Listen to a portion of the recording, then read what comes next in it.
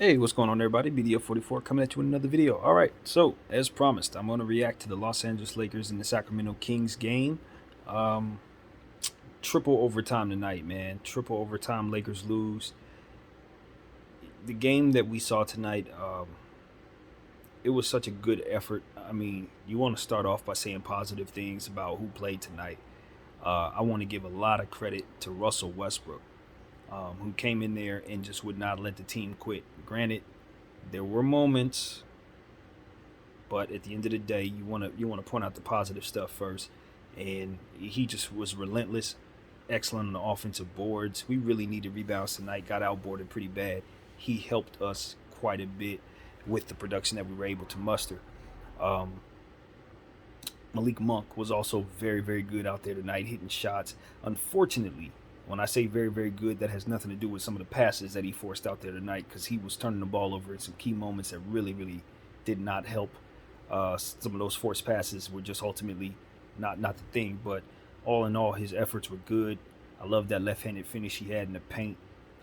One of the plays, he's really finishing well for us. A couple good threes here and there, good free throws, stuff like that. So pointing out the positive, we definitely like some of that. Um, LeBron James was out there scoring the ball, doing the things that he does best. Would have loved to for him to have had a better shot selection out there, but we did have some offensive issues. Sacramento was a solid defensive team, so they kind of forced us into some things that we weren't very comfortable with. And we'll talk a little more about their offense, the Laker offense out there against that defense. Um, on our side, I also want to give a lot of credit to uh, just overall the whole team for continuing to play. You know, we just ran out of gas at the end. Now, why we found ourselves in that position is a whole nother story. But the fact of the matter is, the effort was there, um, the desire was there. So that's what I want to give credit to.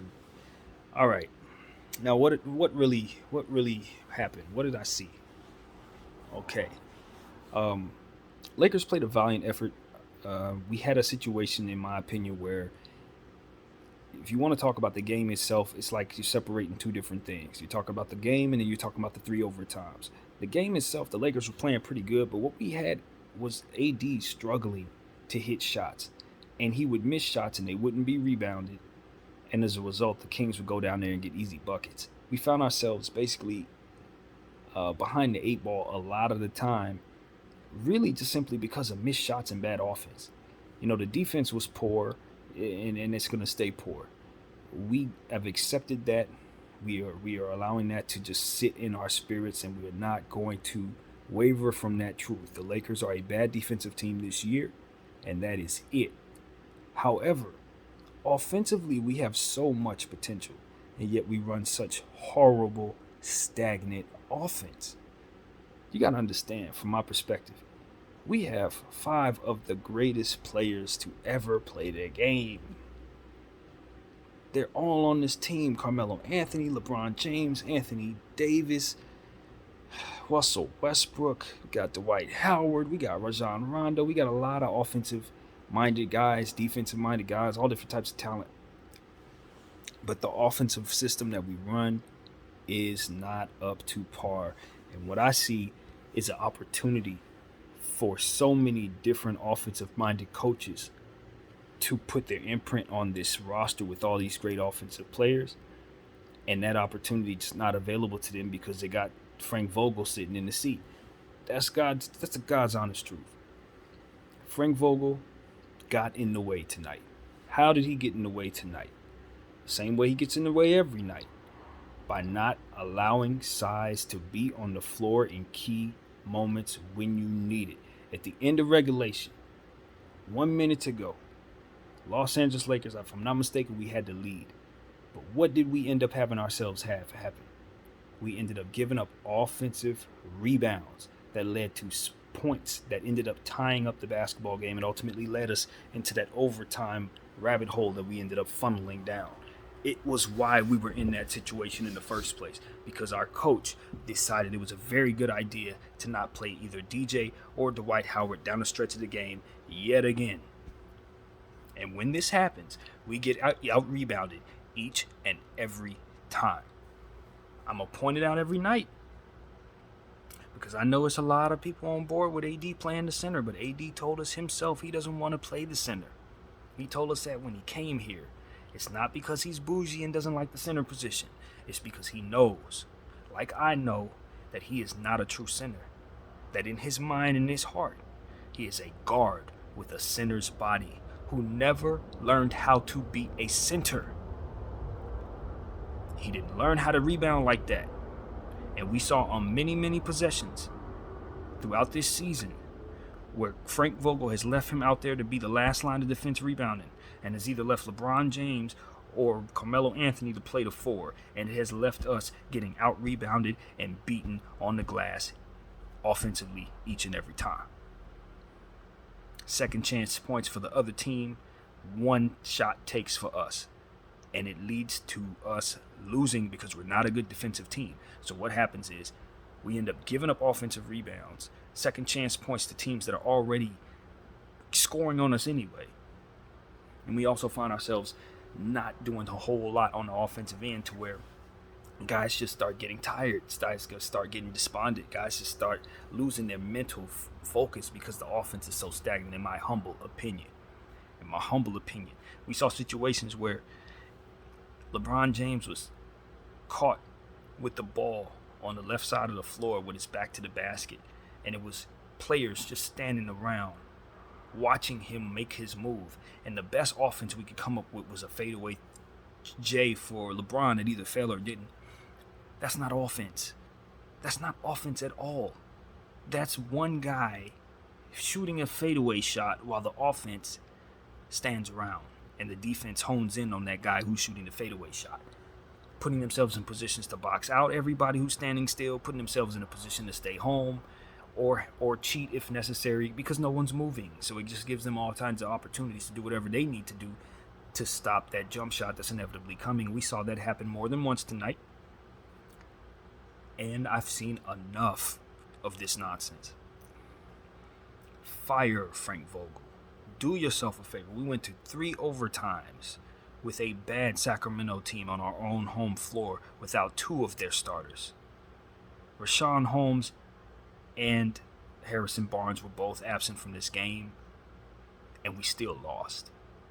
We had all of our players that were stars. We had some of our role players missing, but none of the ones that we aren't used to not having. They were all there. We lost. And not only did we lose, but we continued to have opportunities to close the game out and never took advantage of those opportunities. Frank Vogel, if your team is 106 years old on average, and you're going into a 3rd overtime, it is extremely important you use some common sense and put some fresh legs on the floor. Even if you don't remove everybody, take the guys who aren't stars and rotate those guys. Get Carmelo off the floor. He had nothing left, fam. You should have put somebody else in the floor in that situation, preferably someone big who can get a rebound. Malik Monk was also fatigued in that situation. I would have loved to us to go back to Wayne Ellington. He had played a lot that night. I don't know why we stopped going to him in overtime. I don't know. I understand that he's not he wasn't exactly running the greatest plays out there. We had some issues where, it wasn't the greatest. But when you've run out of gas, when the guys you are relying upon don't have anything left, and you're going up against a young Sacramento team with De'Aaron Fox, who we know is one of the most athletic speed demons on planet Earth. He's not running out of any gas anytime soon. Why aren't you keeping fresh legs on the floor against a team half our age? Why, fam? Why? Like, I'm at a space where I'm like, I'm almost forgetting I'm on camera. I'm so frustrated watching this. Like, it's just to a point where you scream the same thing into your phone every day. Put some size on the floor, we're getting out rebounded. Put some size on the floor, we're getting out rebounded. Put some size on the floor, we get out rebounded. He puts some size on the floor, we win the game against Detroit. He puts some size on the floor, we win the game against Indiana. But then he goes away from that and we continue to lose. Every game we lose, every overtime we've ever played, chances are, and I'm not just talking about this game, I'm talking about all the overtimes we played this season. Chances are it's because Frank Vogel left a small lineup on the floor down the stretch that got out-rebounded and ultimately led into a situation like tonight, where we ended up in overtime. This is the same thing. Go check the tape. You'll see what I'm talking about. And I hear people like Chris Broussard. I hear people, who are saying they want AD to play the center because AD mashes out on any center that he plays against, not named Joel Embiid. He pretty much is going to kill everybody. But there's another side of the ball. And the other side of the ball is the defensive side of the ball. And while he's always going to have success defensively as it pertains to getting his stops and people not trying him as he blocks shots, what he's not going to do is out-rebound your average center, let alone your star centers. He's going to have trouble out-rebounding your average centers. And I'm not talking about the type of rebounds that can tip around. You're going to get counted for those rebounds. You could tip balls in the air a couple times, get all kinds of tips. Those are not the boards I'm talking about. I'm talking about boxing people out, holding, standing your ground, and winning the battle on the ground before the jump even happens. I'm telling you, he sucks in those areas with respect because he's great in others. But when it comes to boxing out, you see him getting boxed out by people he ain't got no business getting boxed out by. And that's just it's a night to night thing. And for those who think I'm hating, just look at the highlights. Look at the footage. You see him plenty of it tonight. And he came out of there with his numbers because we played 3 overtimes. But I'm not going to lie to you guys. There were big portions, especially in the third quarter, where literally the only reason why we weren't ahead is because we kept running possessions with him shooting the ball and he was missing. Now, that doesn't happen very often. Don't get it twisted. This is not something I'm complaining about. It's just what actually took place tonight. I think that one of the reasons why we found ourselves in that first overtime is because our offense was so stagnant. And part of the reason why the offense was stagnant is because the pace slowed down quite a bit when we put AD back in the game. When we set him down tonight, when we set him down, our team played better. Particularly in that second quarter, third quarter. Whenever that was, he was sitting. We had Russell Westbrook out there, Malik Monk, LeBron James, Carmelo Anthony. We were kind of running the ball that way. And he had sat down. It was none of that stagnant stuff, none of that ball stopping stuff that tends to happen when he catches the ball from way out. And then people kind of just wait for him to make a move. Sort of like I said about LeBron, same thing kind of happens with AD because we keep running those type of plays. And see, that's what it comes down to. I'm not mad at AD. I'm not mad at anybody. I just understand that we have an offensive system that does not take advantage of the strengths of our players. And so if you're going to give guys the ball in situations that are unorthodox and tell them to work, they're not going to look so good. Like I said, if you put a real coach down there with some offense and you have all types of movement, you have all types of back screens and cuts and players doing all types of different things that you can do offensively. And I'm telling you, it's a million different things you can run. Basketball is amazing in that way. The stuff that the Lakers are running down there, and I don't care how great your players are, you can have the most talented team in the world. If you have them running plays that are written up by somebody that doesn't have offensive imagination, you're going to get beat. Your players aren't going to look good. They're going to be stagnant. And that's why I want to give credit to all the NBA players on this team, everybody on this team who fought tonight. Because I really think that you were playing from behind the 8 ball based on the decisions of the coaching staff tonight. I really believe that. I really believe that. I think the only reason why we've been in them triple overtime games is because of the decisions of our coach. Now, THT had another tough night. It's starting to be a situation where you're like, well, maybe he needs to take a step back, kind of play off the bench.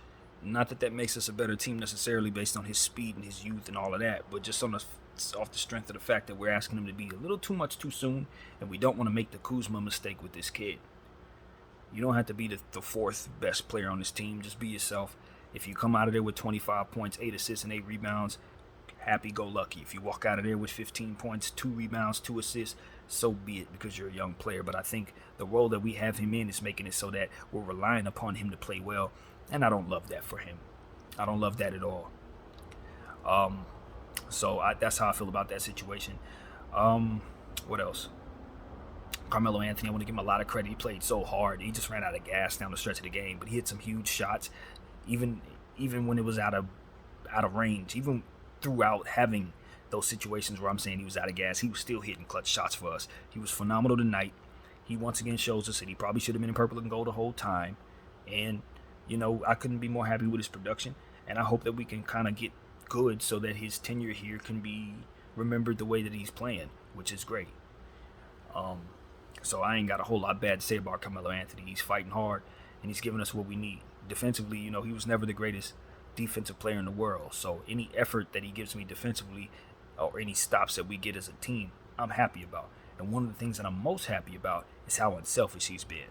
He makes good passes on this team, and I never thought of him as an unselfish player because my perception of him in New York was that it was all about him, but as I understand it to be, his basketball IQ was always great, and he plays fantastic in the team's deep offensive setting.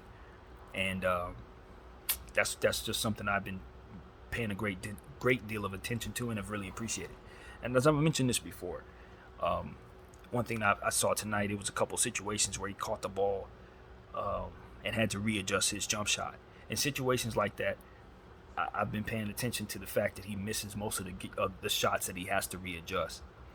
I think that maybe in those situations, we can consider him putting the ball on the floor in those situations. When you watch the tape, you'll notice that anytime he catches it in rhythm and he catches it right there in his pocket, he's threading that. It's easy. But if he catches it high, or if he catches it at his knees or something like that, the readjustment is so much that the shot is going to miss. So rather than to readjust and shoot that shot, I just felt like it's probably best for him to put the ball on the floor in that position, in that situation from here on out. So everything's fluid, obviously. From here on out is not to be taken literally. But anyway, what else? There were some other things. I thought we were a little timid tonight as a team. There were moments where guys were passing up opportunities to take shots that they probably should have taken. There was a shot that Russell Westbrook passed up where he had his defender stumbling backwards. It was a three-point shot that I felt if he would have made that shot, it puts us up by 1. Since he didn't take that shot, they went back down and it went up by 4. So it's one of those situations where it's like you just have to you have to trust your teammates, you have to trust yourself. And the best way to make your teammates trust you is to take the shots you know you should take. Even if you have questions about whether or not you're going to make it, you missed the last 7. If you know it's a good shot, it's a rhythm shot, the best thing you can do for your teammates is take that rhythm shot. You know what I mean? And to have that basketball IQ about yourself to understand that even if you're off for the sake of the right play, you just take the shot. Because what ends up happening is you pass up that shot and then you end up taking a worse shot. You see what I'm saying? And that's exactly what happened. We ended up passing up that 3-point shot that Russie could have taken, and he ended up getting a contested 2-point shot that didn't go. So we saw that tonight. We saw a situation with LeBron James hesitating on a 3-point shot in the corner. I felt the exact same thing was happening there in that situation. He just didn't trust his 3-point shot, and as a result of him not taking that shot, we ended up forcing something that didn't go. Those were lost possessions, 2 lost possessions that I can count right there. So you can see where situations where the Lakers fell apart in this game tonight. Even though it was so many overtimes to unpack, at the end of the day, there were just moments at a time where the Lakers could have taken advantage of this basketball game and just refused to make the best decision for themselves. So that was also part of that story. Obviously, you got to give the Sacramento Kings their credit. De'Aaron Fox had a fantastic game, especially from mid-range. He picked us apart. Buddy Hield caught fire in the fourth quarter, made us all feel foolish about why we didn't pick him up. And that's something that needs more discussion right now. Buddy Hield made us look so very foolish for not putting him on this team. Clearly, very, very clearly, he is a piece that we can use. That was never in question. The question was, do you take him over Russell Westbrook? Now, obviously, on a night like tonight, Russell Westbrook gave you a lot of reasons to say hell no, because Russell Westbrook played great. You saw a good Russie tonight. For the good majority of the game, he played well. But I gotta say, Buddy Hield just kept hitting shots, particularly when it mattered most. Throughout the game, early in the game, throughout regulation, he didn't really have it. But come fourth quarter, and all 3 overtimes, he just hit shot after shot after shot after shot. He was the guy that they were going to down the stretch, and he did not disappoint. So I want to give all the credit in the world to Buddy Hield. somebody who's clearly a part of this Laker vision. He is supposed to be here. He's a part of the vision. We just couldn't get him here. But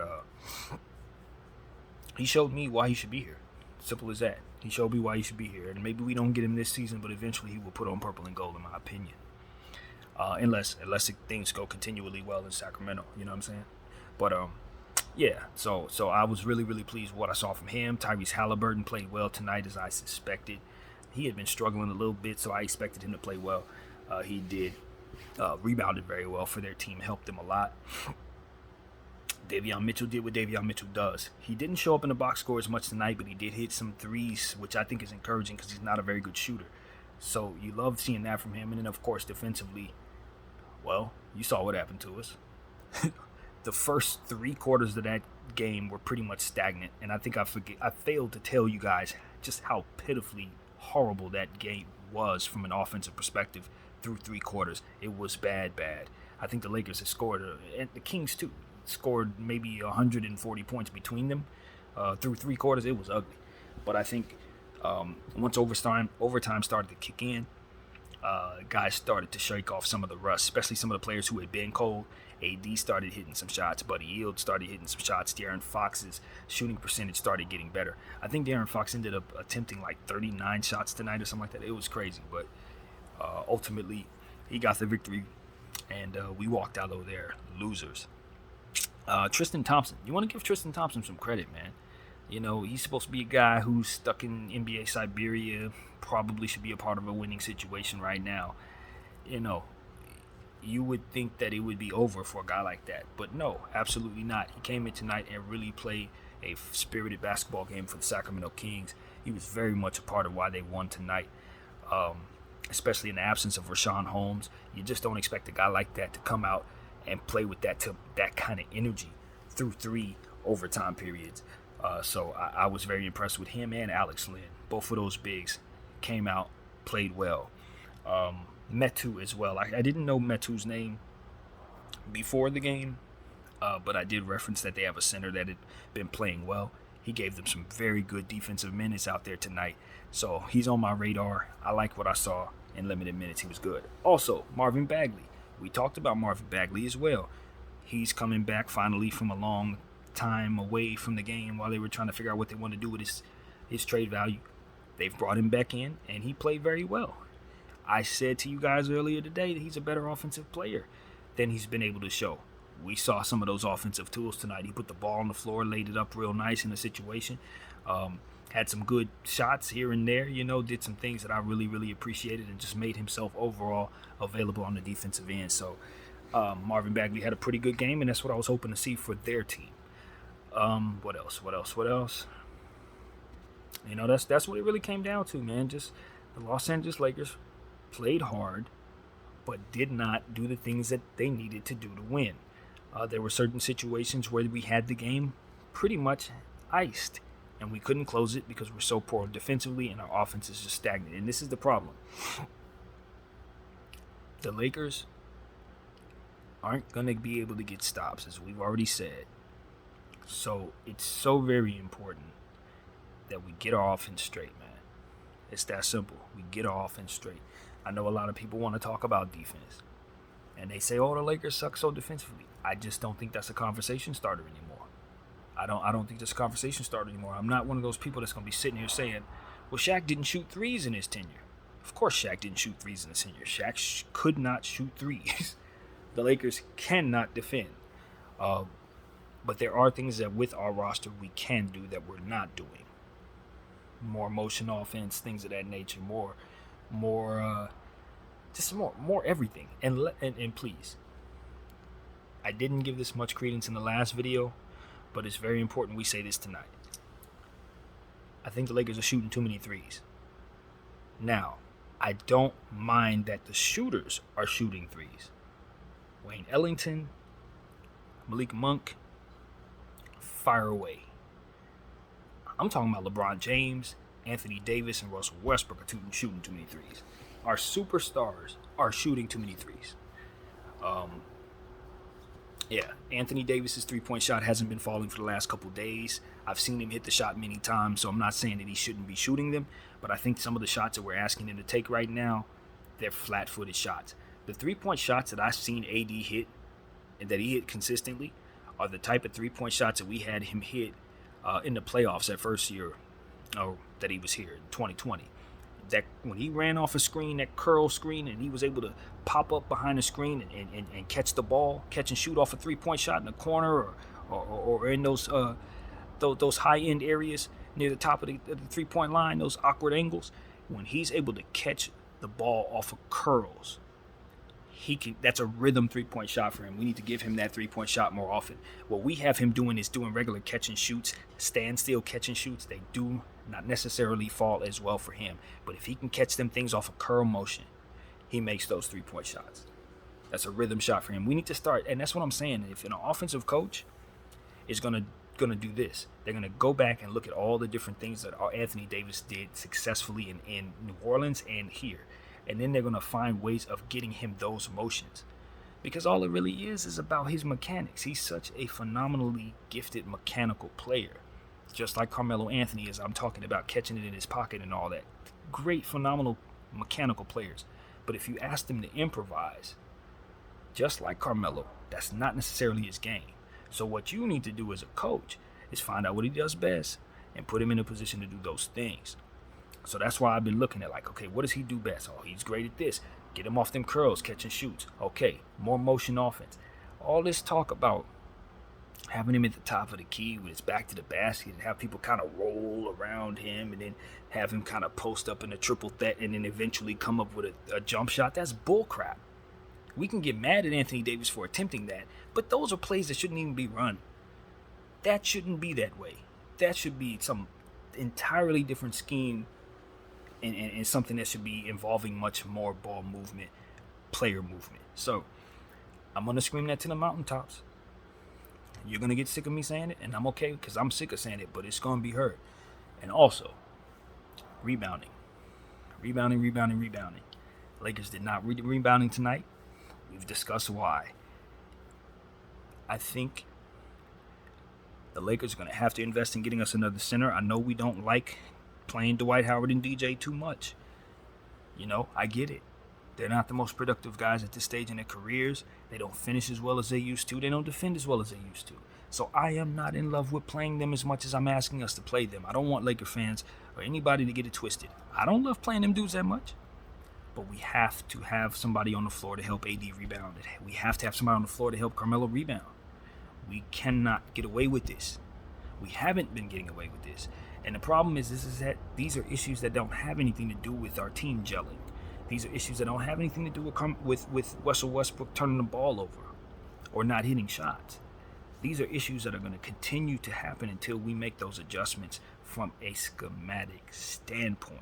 This is not something you have to learn and get your effort up. Hype the guy. No, this ain't a hype. None of that. No, you just got to move the chess pieces on the board differently so that you can give yourself a better advantage on the floor. And that's what I'm not seeing us do. And I'm sick of talking about it, but it is what it is. So that's that, man. Next game, we got Isaiah Stewart and the Detroit Pistons. And we're coming off a triple overtime game, and we're only going to have 1 day of rest. We're playing too much basketball. That's what I'm here to say. The Lakers are playing too many overtime games. We're not getting any rest. Our stars are not only not sitting in the fourth quarter, they're playing overtime games. We're not going to make it through the season. No ifs, ands, or maybes. We're not going to make it through the season. If we don't do something to get some youth on this roster so that these older guys can rest, because we're not blowing anybody out, so they're not sitting. If we don't find a way to do that, those stars ain't going to make it through the season. It's not even about whether or not I'm being pessimistic or optimistic. I'm telling you, they're too old. They're too old. I'm their age, and I'm telling you, they can't do this. You understand what I'm saying? Now, if they have young players to help hold them down, they will do this. But if you ask them to do the heavy lifting through the regular season, get knocked off in the first round again if we make the playoffs. So this is not playtime. I sounded the alarm on this team 2 weeks ago. I don't feel any less or more panicky than I did then. We're in trouble. Period. We're in trouble. And tonight's loss didn't help with that. So, a lot of effort, not a whole lot to show for it. We can give Russie the game ball again for his triple-double and big scoring. I'm very happy he's been continuing to score the ball as I've asked that he do, because that 14, 14, and 14 don't look nearly as good as that 28, 8, and 8. And I think he went more for that 28, 8, and 8 tonight and just ultimately got the triple-double in overtime. But he went for scoring the ball. His three-point shot fell a little more tonight. I loved it. His decision-making was a bit better tonight, even though he left the door open down the stretch of the overtime game with a turnover that ultimately gave them an opportunity to win the game. And they did end up winning the game. It cost us tonight. But I don't think too many people are going to remember that situation because of so many different things that he did right, including continuing to be hot from the free throw line, which doesn't get enough credit as well. He's hitting his free throws. He's getting to the line. That's helpful. He was on the boards tonight, crashing the glass. Extremely helpful. So I like Russie's game tonight, man. I like this game tonight. The turnovers were horrible. We had them, but it wasn't him initiating those turnovers with necessarily bad passes. It was pretty much everybody, really. Had some bad ones from Malik, as we said. Bron had some bad passes, things of that nature. So I'm hopeful that we can, now that we are going up against another bad team that's not as good defensively as Sacramento, maybe we can have a little bit of relief for our offense out there. Because, at the end of the day, Sacramento does play hard defensively. And saw a lot of that tonight. I like how Russell played the passing lanes tonight. He had a really nice steal down the stretch of the second overtime, third overtime, I don't remember, but gave us an opportunity. Little stuff, to have his energy down the stretch of that third overtime. He was the only guy out there who really had any energy, to be honest. So, I just want to give a whole lot of credit to him and to say this as well. Anthony Davis didn't look his best. I know he's coming off the flu-like symptoms. He played a hell of a lot of minutes in overtime, triple overtime, etc. So, I think if I'm kind of just zooming out a bit, I'll say that AD played ultimately a pretty solid game, but he really did struggle through them three quarters, and he looked like the oldest player on the floor for a good portion of the time. That's what I'm saying. He's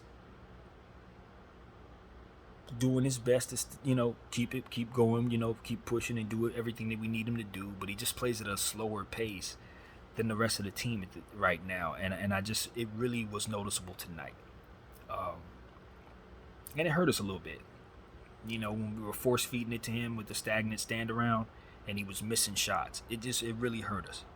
So I'm gonna need him to play better, but it's more about him holding the offense creators accountable. I can't stress that enough. When you know that you're not running the right stuff out there, you have to bring those suggestions to the people who are putting you in those positions, man. Fight for yourself, fight for how you look out there, because at the end of the day, people really are going to come down on you now. Like after a game like tonight, even though you played triple overtime, they're going to look at this and they're going to say, man, Anthony Davis didn't get a Lakers type of production he needed to give him. And if they would have got that production from him that they should have, they would have won. And I think a lot of people are going to see that. They're going to say that and see that. And that's just not where the conversation ends, And I'm one of those people that's going to bring the real conversation to you. It's about what positions he's being put in at the end of the day. So, not some great ones, and hopefully we can get a coach in here that will put him in great positions. Otherwise, his tenure as a Laker, it ain't going to go right. But we already got one championship, so far so good, but we have got to make changes for this roster, or we ain't going to get another one this year. So, that's what I got, man. I think that's what I want to say. I'm pretty sure there's more to say specifically about the game. The referees didn't give us any favors tonight. There were some calls we thought could have gone our way. A couple things that we thought could have, we could have did differently. But all in all, it's another L, man. Another L at home against a bad team, against a young team. Another overtime game where the starters don't rest. How long you gonna deal with this? How long are we gonna deal with this? That's what I got, man. BDF 44. Thank y'all for watching.